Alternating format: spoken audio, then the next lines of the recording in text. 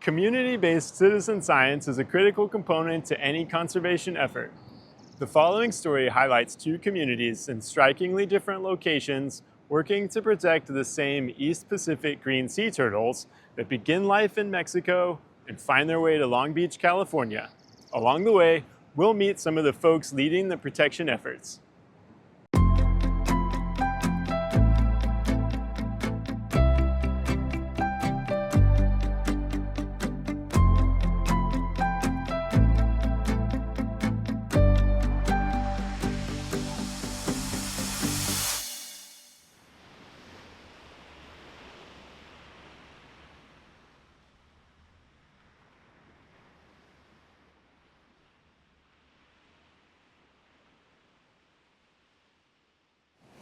Visité este lugar en 1985 por primera vez y desde ese entonces hice conexión con las tortugas marinas y me pareció, era una población que desafortunadamente estaba muy cerca del peligro crítico de extinción y a mí me pareció que el trabajo para recuperar una población en riesgo me pareció muy interesante porque siempre me ha interesado la preservación de la biodiversidad. Y bueno, para mí siempre esto fue, aparte de un trabajo importante, pues una gran aventura en mi vida y se ha convertido en eso, ¿no? Nosotros estamos trabajando aquí en una comunidad indígena, Nahua, un pueblo originario de los antiguos mexicas en México, y creo que tenemos mucho que aprender de ellos. La relación que tienen las comunidades con el ambiente natural es algo que nosotros debemos imitar para salvaguardar pues, lo que queda de las especies. Hemos perdido cientos, quizá miles de especies en muy poco tiempo, en esta época que ahora conocemos como antropoceno, y creo que la restauración de las especies ayuda a que los ecosistemas naturales funcionen perfectamente porque pues nosotros dependemos de la salud de los ecosistemas.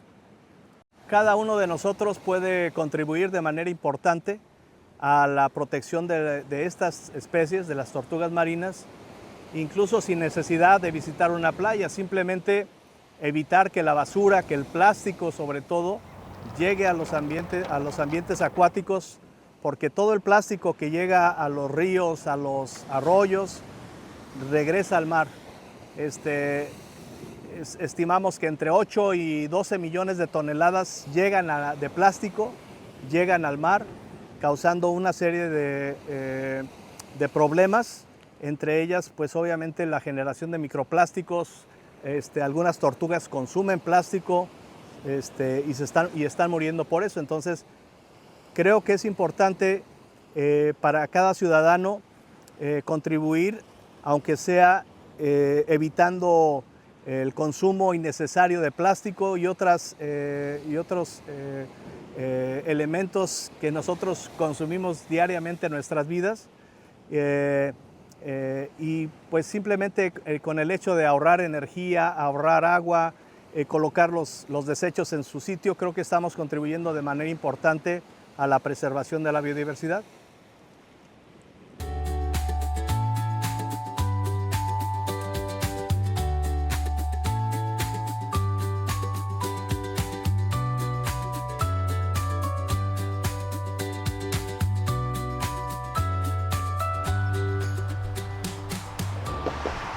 I came up here and was just amazed. A couple things about it amazed me. One was the amount of trash and very large debris. I was struck by the fact that there were so many turtles up here and that they could live in this environment.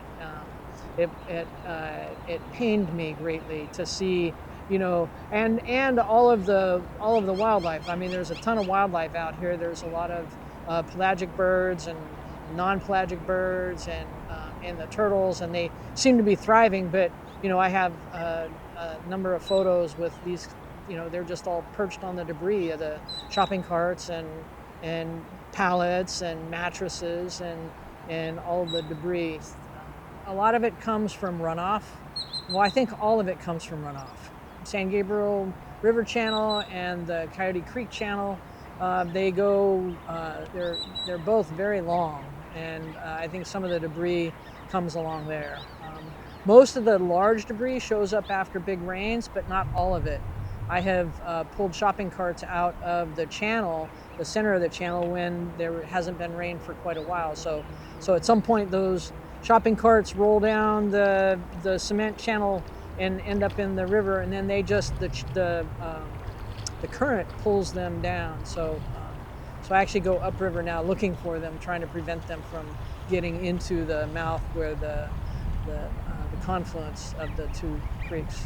And so my sister, my nephew, and I came down here and pulled them all out. We rolled them over the rocks, and then we rolled them up the side of the channel.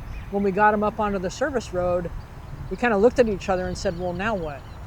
Right? So you get the trash out of the river, but then what, right? I don't have the means to dispose of 6 shopping carts. You know, these pockets of cleanups are helping, but they are not the long-term solution. You know, I put a trash can down the service road here, and people are using it. You know, maybe someday the county will take ownership of that trash can and empty it, but for now, I do.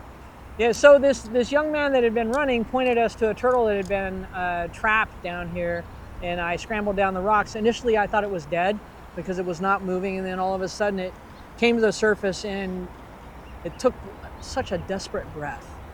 You know, it came to the surface and it went, and then it went back down. And it was very clear that it was in trouble. Every one of the entangled turtles that we brought in has a hook ingested. And so we called NOAA, we called aquarium staff, and the aquarium team came down here, and we rescued it. But that turtle was rehabilitated by the aquarium. Wonderful success story. But those are the types of strandings we see. Part of the challenge here is that it borders between 2 counties. There's LA County on the west side and Orange County on the east side. There's Long Beach, there's Seal Beach, there's Los Cerritos, and then the channel itself goes all the way up to Azusa. So there are a lot of different parties that are not accountable. Then I met a woman from LA Public Works on the riverbed, so I usually talk to everybody.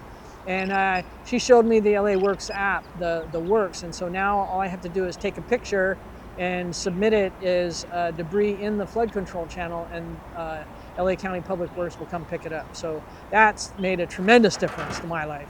And you know, they're appreciative of what we're doing, pulling the trash out, but it's not really a sustainable model, right? It depends on me and a couple other people, you know, being willing to pull this large debris, which isn't fun and isn't necessarily safe, out of the river, and then having, you know, somebody come pick it up. So we need to find a longer term, more sustainable approach that doesn't rely on me and just a couple other people I know that are willing to do this.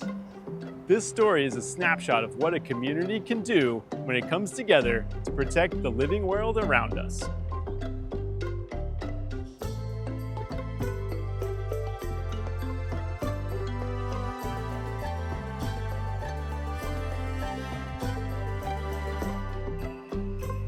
Get involved in stuff that makes a difference, because it makes a difference to you.